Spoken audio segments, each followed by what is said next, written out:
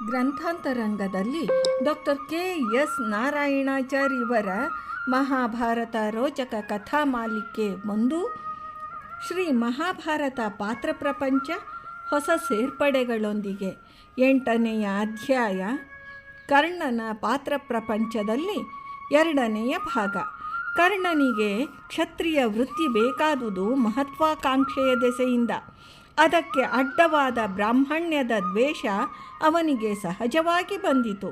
ಬ್ರಾಹ್ಮಣರೇ ಆದ ಪರಶುರಾಮರನ್ನು ತನ್ನ ಬಗೆಗೆ ಸುಳ್ಳು ಹೇಳಿ ಸಮೀಪಿಸಿ ಒಲಿಸಿ ಅಲ್ಲಿ ವಿದ್ಯೆ ಕಲಿತ ವಿಪರ್ಯಾಸಕ್ಕೆ ಹೇಗೆ ಅರ್ಥೈಸೋಣ? ಇದು ಬ್ರಾಹ್ಮಣ ಗೌರವವೇ, ದ್ವೇಷವೇ?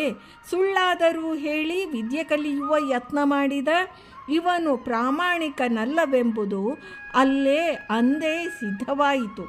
ಮನಸ್ಸಿಗೆ ಬಂದದ್ದನ್ನು ಸಾಧಿಸಲು ಏನೆಲ್ಲ ಮಾಡುವ ಪ್ರವೃತ್ತಿಯ ಇವನಲ್ಲಿ ತತ್ವಾಧಾರಿತ ನಡವಳಿಕೆಯನ್ನು ಹೇಗೆ ಅಪೇಕ್ಷಿಸೋಣ? ಇಲ್ಲೆಲ್ಲ ಧರ್ಮದ ಪ್ರಜ್ಞೆ ಅವನಿಗೆ ಮೂಡಲೇ ಇಲ್ಲ. ರಂಗದಲ್ಲಿ ಪಾಂಡವ, ಕೌರವ ರಾಜಕುಮಾರರು ಕೌಶಲ ತೋರುವ ಸಂದರ್ಭದಲ್ಲಿ ಕರ್ಣ ಸ್ಪರ್ಧೆಗೆ ಬಂದ. ಅಲ್ಲಿ ಪ್ರವೇಶವಿಲ್ಲವೆಂಬುದು ಅವನಿಗೆ ತಿಳಿದಿರಬೇಕು. ದುರ್ಯೋಧನನಿಗೆ ಪಾಂಡವರೆಂದರೆ ಆಗದೆಂಬುದೂ ತಿಳಿದಿರಬೇಕು. ಇಲ್ಲವಾದರೆ ರಹದಾರಿ ಇಲ್ಲದೆ ನೇರವಾಗಿ ಅಲ್ಲೇ ಏಕೆ ಹೇಗೆ ಬಂದನೆಂದು ವಿವರಿಸುವುದಾಗದು. ಅರ್ಜುನನ ಪರಾಕ್ರಮಕ್ಕೆ ಧೃತರಾಷ್ಟ್ರ ಹೆದರುವ, ದುರ್ಯೋಧನ ಕಂಗಾಲಾಗುವ ಪ್ರಸಂಗವನ್ನೇ ನೋಡಿ ಹಾಜರಾದ. ಸಮಯ ಪ್ರಜ್ಞೆ ಕರ್ಣನಿಗೆ ಚೆನ್ನಾಗಿತ್ತು. ದುರ್ಯೋಧನ ಹಿಗ್ಗಿದ. ತಾನೇ ಯುವರಾಜ ಆಗಿರದೆ ತನ್ನದಲ್ಲದ ಅಂಗರಾಜ್ಯವನ್ನು ಕೊಟ್ಟು ಕರ್ಣನಿಗೆ ಅಭಿಷೇಕವನ್ನೂ ಮಾಡಿದ. ಅವನು ಸಮಾಜ ಸುಧಾರಕ ಎಂದೇನಲ್ಲ. ಎಲ್ಲ ಸೂತರನ್ನೂ ಅವನು ಹಾಗೆ ಗೌರವದಿಂದ ಕಾಣಲಿಲ್ಲ. ಸ್ಥಾನಮಾನವಿಲ್ಲದ ಇತರ ಯಾವ ಜಾತಿಯವರನ್ನೂ ಅವನು ಮೇಲೆತ್ತಲಿಲ್ಲ.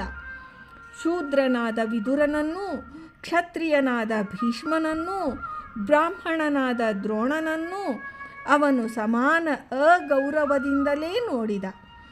ಕರ್ಣನಿಗೆ ಅವನು ಈ ಗೌರವ ಇತ್ತುದು ಮುಂದೆ ತನ್ನ ಉಪಯೋಗಕ್ಕೆ ಬಂದಾನೆಂದು ಸತ್ಯ ಸಂಗತಿಯನ್ನು ಮರೆಮಾಚಿ ಅವನನ್ನು ಉದಾರನೆಂದೂ ಜಾತಿ ಪದ್ಧತಿ ಮುರಿದವನೆಂದೂ ಬಣ್ಣಿಸುವವರು ಕೇವಲ ಭ್ರಾಂತರು. ಇತ್ತ ಕರ್ಣ ಒಮ್ಮೆಯೂ ಆ ಅಂಗರಾಜ್ಯಕ್ಕೆ ಹೋಗಲೂ ಇಲ್ಲ. ಅದು ಬಂಜರು ನಾಡಾಗಿ ಅನಾಗರಿಕ ದೇಶದ್ರೋಹಿಗಳಿಂದ ಅಂದೂ ತುಂಬಿತ್ತು.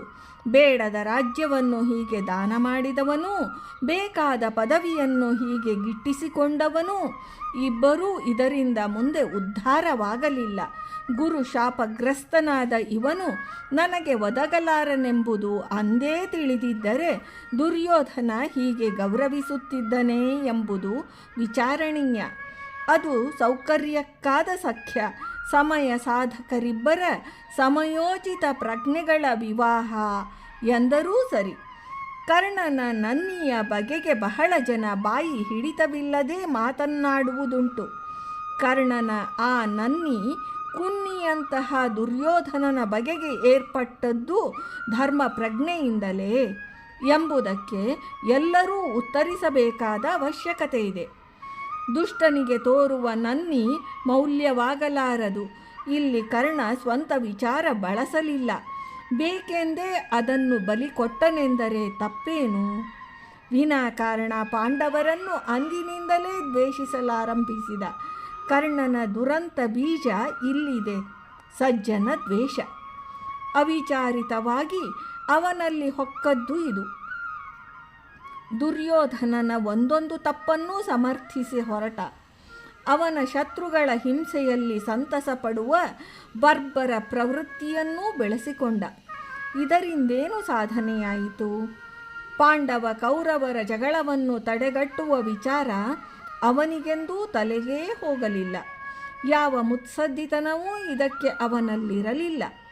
ದುರ್ಯೋಧನನೆಂಬ ಮಾರಿಗೆ ತನ್ನನ್ನು ಕುರಿಯಂತೆ ಮಾರಿ ಅರ್ಪಿಸಿಕೊಂಡ ಕರ್ಣ ಜಾಣನೋ ದಡ್ಡನೋ ಯಾರೂ ಹೇಳಬಲ್ಲರಷ್ಟೇ. ದ್ರೌಪದಿ ಸ್ವಯಂವರದ ವೇಳೆಗಾಗಲೇ ಹಸ್ತಿನಾವತಿಯ ಅರಮನೆಯಲ್ಲಿ ಅವನ ಪ್ರತಿಷ್ಠೆ ಪ್ರಭಾವ ಹೆಚ್ಚಿತ್ತು. ರಂಗಭೂಮಿಗೆ ಪ್ರವೇಶಕ್ಕೆ ಅಂದು ಅಡ್ಡಿ ಮಾಡಿದ್ದ ದ್ರೋಣ ಈಗ ಬಾಯಿ ಮುಚ್ಚಿಕೊಂಡು ಕರ್ಣನನ್ನು ಸಹಿಸಬೇಕಿತ್ತು. ದುರ್ಯೋಧನನ ಬಾಯಿ ಹಾಗಿತ್ತು. ಭೀಷ್ಮನೂ ಅಷ್ಟೇ. ಸೂತರ ಬಗೆಗೆ ಇವರಾರಿಗೂ ಅಗೌರವ ಇರಲಿಲ್ಲ.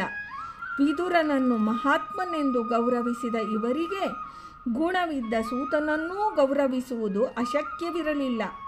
ಕರ್ಣನಿಗೆ ಗುಣದಿಂದ ಪೂಜೆ ಬೇಕಿರಲಿಲ್ಲ, ಜಾತಿಯಿಂದಲೇ ಬೇಕಿತ್ತು. ಅವನ ಮಹತ್ವಾಕಾಂಕ್ಷೆಗೆ ಯಾರೂ ಅಡ್ಡಿ ಬರಬಾರದೆಂದಿತ್ತು ಆ ಸಂದರ್ಭ. ದುರ್ಯೋಧನನ ಭಯದಿಂದ ಭೀಷ್ಮ ದ್ರೋಣರೆಲ್ಲ ಅವನನ್ನು ಪ್ರತಿಭಟಿಸದುದೇ ಒಂದು ಗೌರವವೆಂದು ಕರ್ಣ ಭ್ರಾಂತನಾದ. ಸಕಲ ಸಮಾಜವೂ ಹಾಗೆ ಗೌರವಿಸಬೇಕೆಂದೂ ಬಯಸಿದ.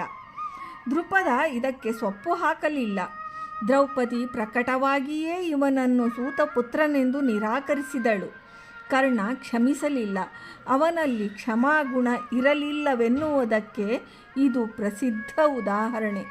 ದ್ರೌಪದಿ ಬೇಕೆಂದೇ ಕರ್ಣನನ್ನು ನಿಂದಿಸಲು ಹೇಳಿದ ಮಾತಲ್ಲ ಅದು. ವಿವಾಹ ಹೆಣ್ಣಿಗೆ ಬದುಕು ಸಾವಿನ ಪ್ರಶ್ನೆ. ಕರ್ಣನ ಜನನದ ರಹಸ್ಯ ಅವಳಿಗೆ ಗೊತ್ತಿರಲಿಲ್ಲ. ಸಮಾಜ ಸೂತನೆಂದು ಭಾವಿಸಿದವನನ್ನು ಸಹಜವಾಗಿ ತಾನೂ ಭಾವಿಸಿ ಅವನನ್ನು ಬಿಲ್ಲೆತ್ತುವುದಕ್ಕೆ ಆಕ್ಷೇಪಿಸಿದಳು. ಅಂದಿನ ಸಾಮಾಜಿಕ ಪರಿಸ್ಥಿತಿಯಲ್ಲಿ ಇದು ತಪ್ಪೂ ಆಗಿರಲಿಲ್ಲ. ಕರ್ಣ ತಾನು ಸೂತಪುತ್ರನೆಂದು ತಿಳಿದು ಅಲ್ಲಿ ಬಂದನೇಕೆ? ಎಲ್ಲೆಲ್ಲೂ ತನಗೆ ದುರ್ಯೋಧನ ಕೊಟ್ಟ ಗೌರವ ಬೇಕೆಂದು ಬಯಸಿದನೇಕೆ? ಇದೆಲ್ಲ ಮಹತ್ವಾಕಾಂಕ್ಷೆಯಲ್ಲವೇ? ಅಲ್ಲಿಗೆ ಕರೆತಂದ ಅವನನ್ನು ದುರ್ಯೋಧನ ಎಂಥ ಮೂರ್ಖ! ನಮ್ಮ ಮನೆಯಲ್ಲಿ ಬೆಳೆಸಿದ 5,000 ರೂಪಾಯಿ ಬೆಲೆಯ ನಾಯಿ ಇನ್ನೊಬ್ಬನ ಮನೆಯ ಗೋವಿಗಿಂತ ಹೆಚ್ಚು ಬೆಲೆ ಕೊಟ್ಟು ಕೊಂಡುದಿರಬೇಕು. ನಾಯಿ ಬೆಳೆಸುವುದನ್ನೇ ಹೀನವೆಂದು ಭಾವಿಸಿ ದೈವಭಕ್ತಿ, ಮಡಿ ಮೈಲಿಗೆ ನಿಯಮಗಳನ್ನಿಟ್ಟುಕೊಂಡವನ ದೇವರ ಮನೆಗೆ ಆ ನಾಯಿ ಭಕ್ತ ಅದನ್ನು ಕರೆತಂದರೆ ಇವನ ನಾಯಿ ಭಕ್ತಿಗೆ ಆ ಮನೆಯ ಯಜಮಾನ ಏಕೆ ಮಣಿಯಬೇಕು?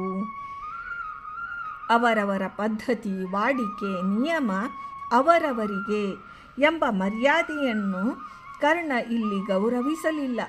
ಅಪಮಾನ ಆಗಿ ಹೋಯಿತು. ಯಾರನ್ನು ದೂಷಿಸಬೇಕು? ಕರ್ಣನ ಸಿಟ್ಟು ದ್ರೌಪದಿಯ ಮೇಲಾಯಿತೆಂಬುದಕ್ಕೆ ಇದೇ ನಿದರ್ಶನ.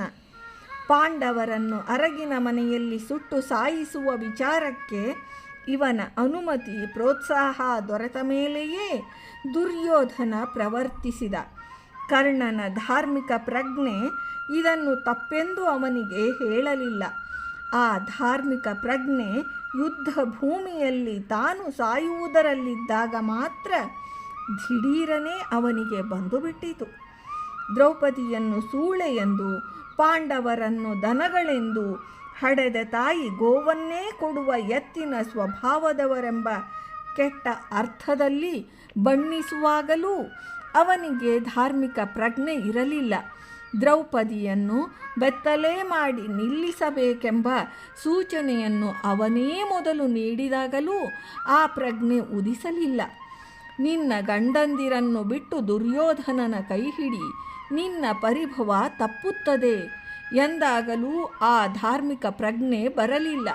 ಇವನ ದ್ವೇಷಕ್ಕೆ ಪಾಂಡವರು ಹೇಗೆ ಅರ್ಹರೆಂಬುದನ್ನು ಅವನೆಂದೂ ವಿಚಾರಿಸಲಿಲ್ಲ. ಹೀಗೆಯೇ ಘೋಷಯಾತ್ರಾ ವಿಚಾರ, ವಿರಾಟನ ಗೋಗ್ರಹಣ ಸೂಚನೆ ಇವೆಲ್ಲದರಲ್ಲಿಯೂ ಕರ್ಣನದು ಪ್ರಧಾನ ಪಾತ್ರ. ಗಂಧರ್ವರು ದುರ್ಯೋಧನಾದಿಗಳನ್ನು ಹಗ್ಗ ಕಟ್ಟಿ ಎಳೆಕೊಂಡು ಒಯ್ಯುವಾಗಲೂ ಊರಿಗೆ ಮೊದಲು ಓಡಿ ತಲೆ ತಪ್ಪಿಸಿಕೊಂಡ ವೀರ ಕರ್ಣ. ಕೌರವ ಪಾಂಡವ ವೈರದ ಕಿಚ್ಚಿಗೆ ತುಪ್ಪ ಹೊಯ್ದು ಅದರ ಸ್ವಾರ್ಥ ಲಾಭ ಪಡೆದು ತನ್ನ ಪ್ರತಿಷ್ಠೆ ಗೌರವಗಳ ರಕ್ಷೆಗೆ ಕರ್ಣ ಯತ್ನಿಸಿದನೆಂದು ಹೇಳುವುದರಲ್ಲಿ ಏನು ತಪ್ಪುಂಟು? ರಾಜಕಾರಣಕ್ಕೂ ದಿಕ್ಕು ಇರಬೇಕು. ಆ ದಿಕ್ಕು ಧರ್ಮವಾಗಿ ರಾಷ್ಟ್ರದ ಸತ್ಪ್ರಜೆಗಳನ್ನು ರಕ್ಷಿಸಿ, ಮಹಿಳೆಯರ ಮಾನ ಕಾಯ್ದು, ವೃದ್ಧರ ಜೀವ ಗೌರವ ಕಾಪಾಡಿ ದುಷ್ಟನ ಶಿಕ್ಷೆಯನ್ನು ಸಮರ್ಥವಾಗಿ ಮಾಡುವ ಧರ್ಮಬದ್ಧ ರಾಜಕಾರಣಕ್ಕೆ ಶ್ರೀಕೃಷ್ಣನೂ ಪಾಂಡವರೂ ದೀಕ್ಷಿತರಿದ್ದರು. ರಾಜಕಾರಣಕ್ಕೆ ದಿಕ್ಕಿರಲಿ ಬಿಡಲಿ, ಹಕ್ಕಿನಿಂದ ರಾಜ್ಯ ವೈಭವವನ್ನು ಭೋಗವೆಂದು ಅನುಭವಿಸಿ ವೈಯಕ್ತಿಕ ಸ್ವಾರ್ಥವೇ ಪರಮ ಪುರುಷಾರ್ಥವೆಂಬ ಭ್ರಮೆಯಲ್ಲಿ ಬಿದ್ದು ಆ ರಾಜ್ಯ ಅಧಿಕಾರ ದಕ್ಕಿಸಿಕೊಳ್ಳಲು ಯತ್ನಿಸಿದವನು ದುರ್ಯೋಧನ. ಅವನಿಗೆ ಹಕ್ಕೂ ಇರಲಿಲ್ಲ, ಅಧಿಕಾರ ಯೋಗ್ಯತೆಗಳೂ ಇರಲಿಲ್ಲ. ಹೀಗೆ ಧರ್ಮಯುತ ಅಧರ್ಮಯುತ ರಾಜಕಾರಣಗಳ ಶಕ್ತಿಗಳ ಧ್ರುವೀಕರಣ ಕಾಲದಲ್ಲಿ ಕರ್ಣ ಬುದ್ಧಿವಂತನಿದ್ದರೆ, ಧರ್ಮವಂತನಿದ್ದರೆ, ಮಹತ್ವಾಕಾಂಕ್ಷೆಯೇ ಬೇಕಿದ್ದರೂ ಧರ್ಮಯುತ ರಾಜಕಾರಣದತ್ತ ಒಲವು ತೋರಬಹುದಿತ್ತು. ಹಣವಿದ್ದವರು ಯೋಗ್ಯತೆ ಇರಲಿ ಬಿಡಲಿ, ಚುನಾವಣೆಗೆ ಹೇಗೆ ಹಾಗೋ ಆರಿಸಿ ಬರುವ ಪ್ರತಿಷ್ಠೆಗೆ ಸಾಧನವೆಂದು ಬಯಸುವ MP MLAಗಳ ಸ್ಥಾನದಂತೆ ಅಂದಿನ ಅರಸೊತ್ತಿಗೆಯೂ ಕೇವಲ ಅಲಂಕಾರಿಕ ಪ್ರತಿಷ್ಠೆಯ ಸ್ಥಾನವೆಂಬ ಭ್ರಮೆ ದುರ್ಯೋಧನನಿಗೂ ಇತ್ತು, ಕರ್ಣನಿಗೂ ಇತ್ತು. ರಾಜಕಾರಣಕ್ಕೆ ಬೇರೊಂದು ದಿಕ್ಕಿರಬಹುದೆಂಬುದನ್ನು ಇಬ್ಬರೂ ಒಮ್ಮೆಯೂ ಯೋಚಿಸಲಿಲ್ಲ. ಮೂಲದಲ್ಲೇ ಕರ್ಣನ ರಾಜಕೀಯ ದಿಕ್ಕು ತಪ್ಪಿದ್ದು ಹೀಗೆ. ಆಮೇಲೆ ಅದನ್ನು ಸರಿಪಡಿಸಿಕೊಳ್ಳುವ ಅವಕಾಶ ಬಂದರೂ ಅವನು ಮೊದಲು ಹಿಡಿದ ದಿಕ್ಕನ್ನು ಬಿಡಲಿಲ್ಲ. ಅದೇ ಅವನ ದುರಂತ. ಕರ್ಣನ ಪಾತ್ರದ ಪರಿಚಯದ ಮುಂದುವರೆದ 3ನೇ ಭಾಗವನ್ನು ಮುಂದಿನ ಭಾಗದಲ್ಲಿ ನೋಡೋಣ. ಇಂದಿನ ಈ ಭಾಗವನ್ನು ವೃಂದಾವನ ವಿಹಾರಿ ಶ್ರೀಕೃಷ್ಣನಿಗೆ ಸಮರ್ಪಣಾ ಮಾಡ್ತೀನಿ. ಶ್ರೀಕೃಷ್ಣಾರ್ಪಣಮಸ್ತು.